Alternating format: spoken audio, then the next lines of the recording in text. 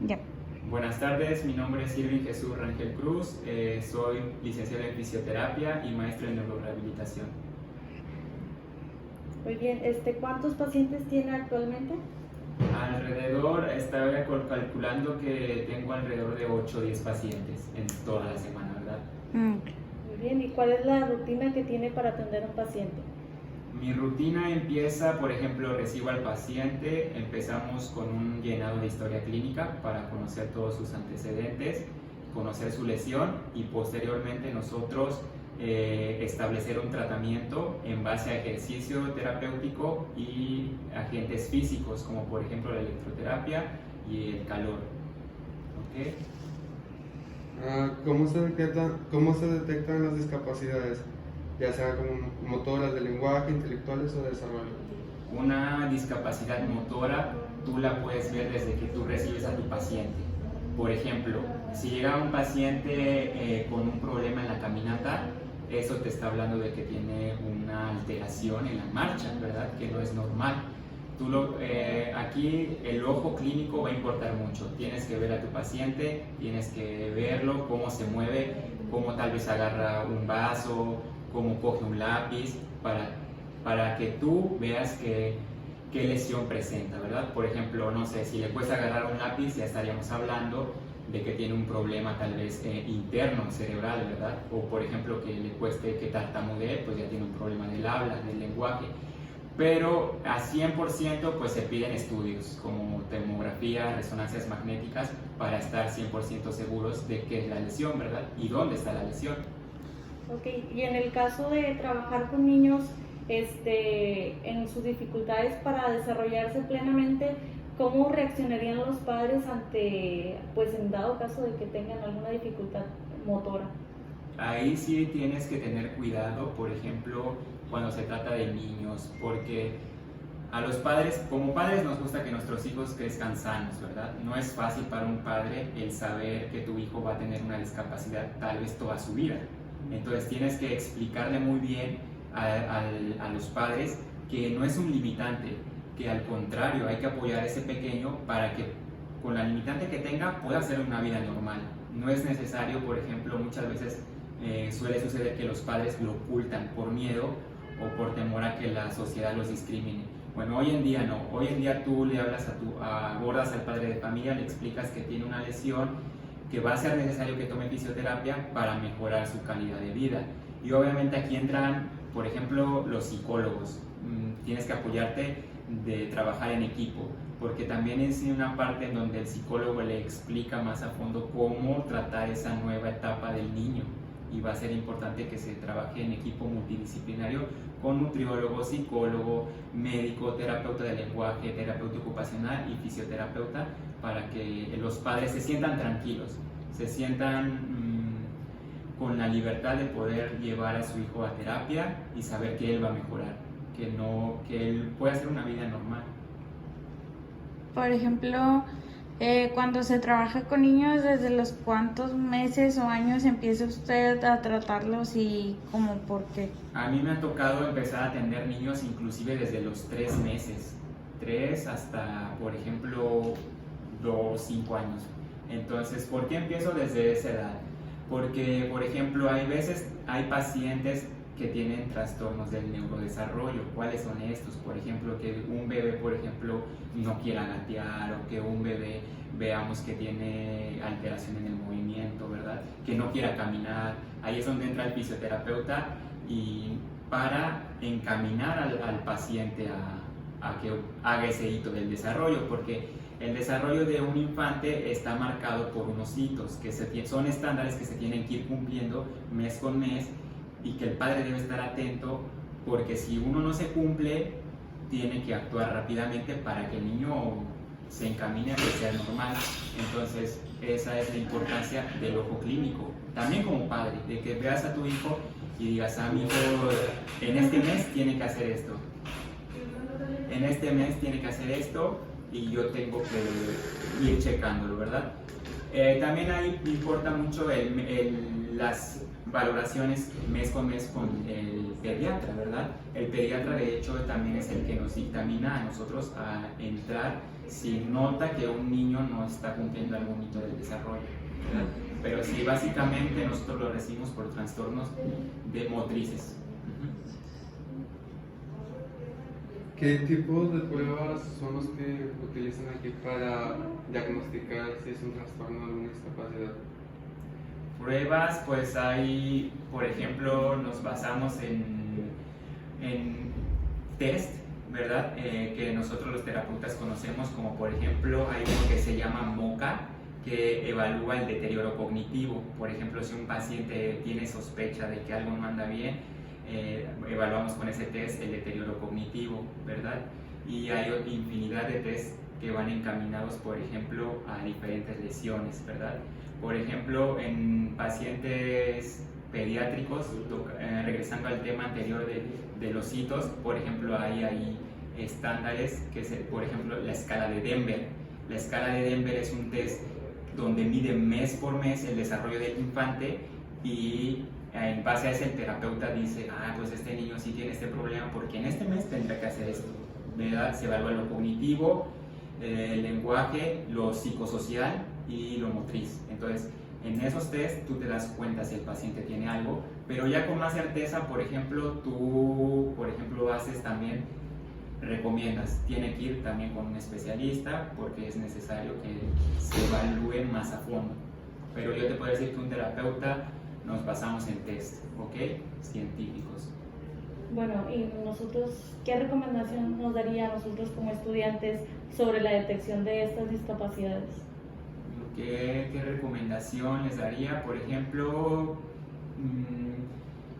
que sean muy visuales, ¿verdad? Que cualquier mínimo detalle, por ejemplo, que noten en algún niño o en algún adulto, lo sepan redirigir, por ejemplo, a terapia física o con el neurólogo o con el pediatra, porque muchas veces todo eso como que las personas no conocen mucho, ¿verdad?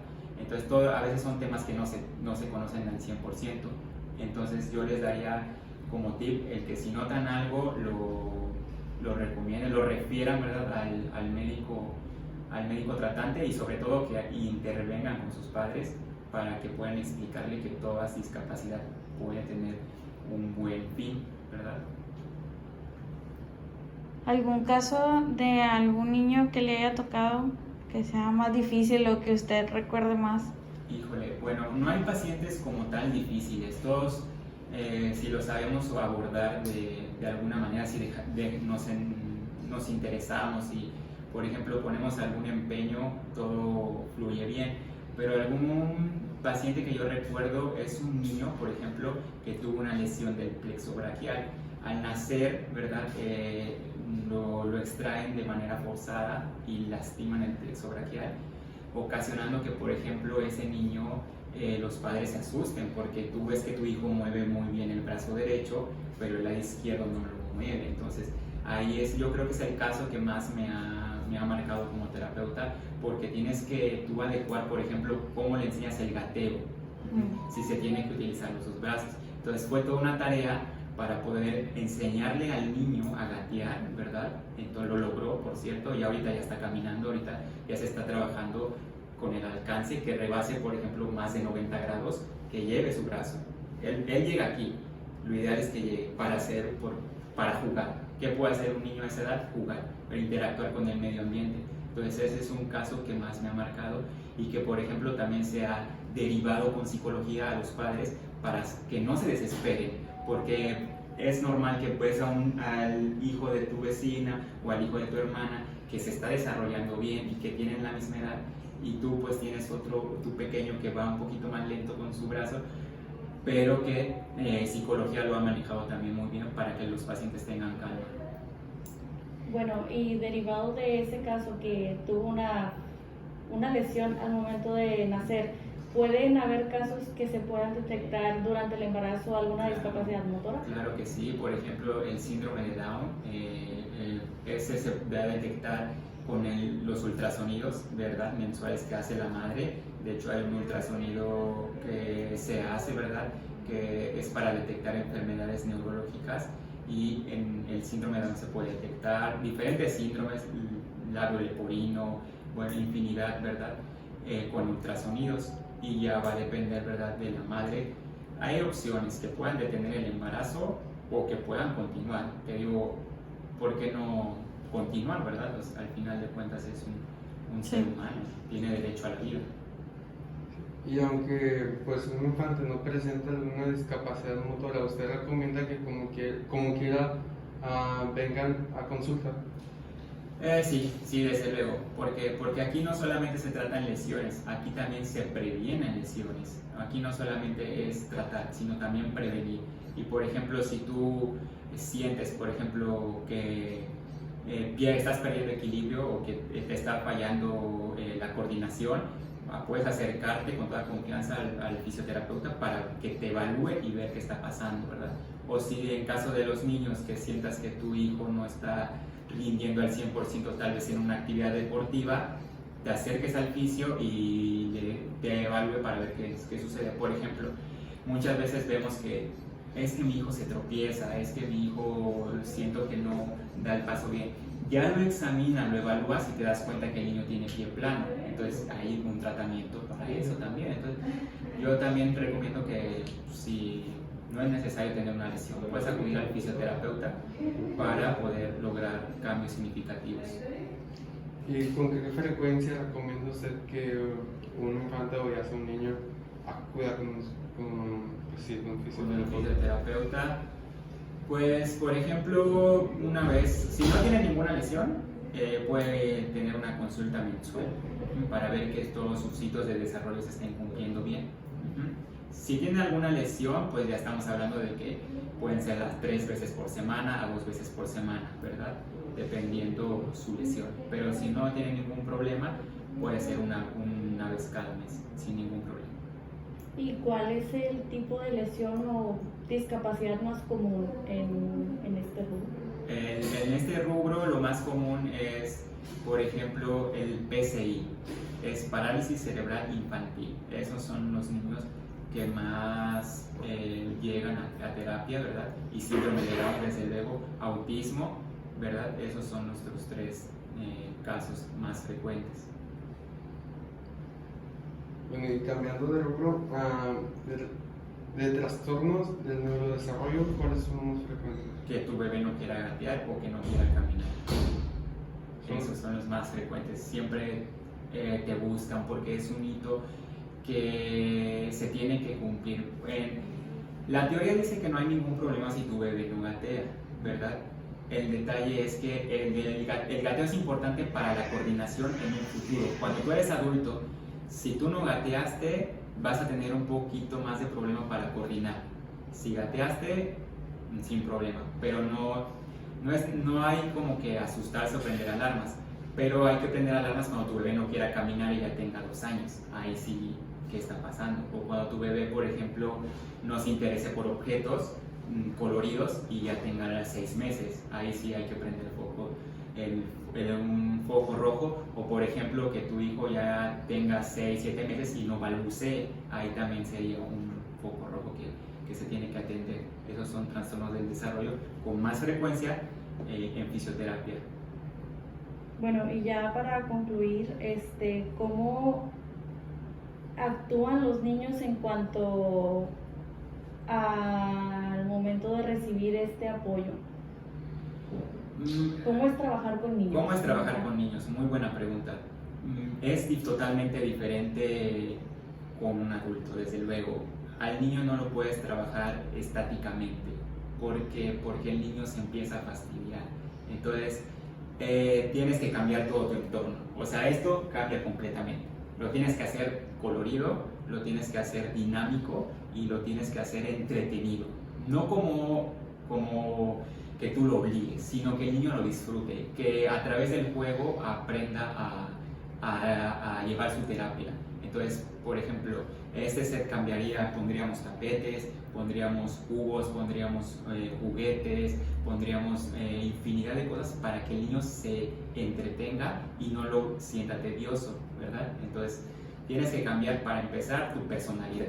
no puedes ser una persona seria. Como terapeuta, trabajar con niños tienes que ser alegre, tienes que tal vez cantarles en su momento si se llega a desesperar, tienes que cantar, tienes que sonreír, tienes que hacer gestos, mímica, para que tu niño se sienta cómodo y seguro, ¿verdad? Y desde luego tiene que estar presente el familiar, su mamá o papá, para que se sienta aún más seguro, porque muchas veces el que te lo dejen va a llorar, tiene que estar presente, va a desconocer.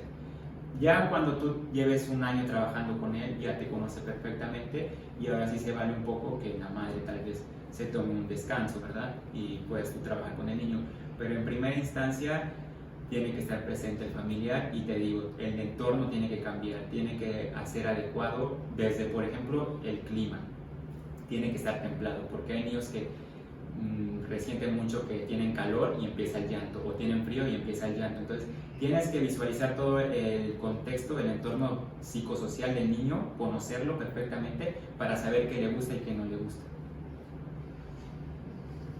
Bueno, entonces lo que usted nos quiere decir es que habrá un ajuste, o sea, nos tendríamos que ajustar dependiendo lo que sea la discapacidad o trastorno del niño. Sí. Y dado todo esto, varía mucho dependiendo la discapacidad del trastorno para así ajustarnos a lo que viene siendo el niño. Sí, por ejemplo, no es lo mismo trabajar un niño con por ejemplo, un niño que no quiere caminar a un niño que tiene TEA, un trastorno del espectro autista. Ahí cuidado, porque por ejemplo, hablando de que tienes que cambiar el set colorido, a veces para un niño con trastorno del espectro autismo le resulta incómodo el color. Entonces, por eso tienes que saberlo en tu valoración inicial, conocer bien a tu niño, conocer bien a la lesión, porque no puedes ponerlo a jugar o no puedes tal vez forzarlo al TEA y a un niño normal. O sea, tienes que entenderlo en ese aspecto, saberlo manejar para saber qué le irrita. Va a depender de cada niño es diferente. Pero por eso es importante la primera consulta. La primera consulta. La entrevista. La entrevista y el llenado de historia clínica para saber qué lesión vas a tratar, cómo la vas a tratar y pues se sientan cómodos padres y niños. Pues de nuestra parte sería todo. No, muchas gracias. Muchas gracias. A ustedes, gracias.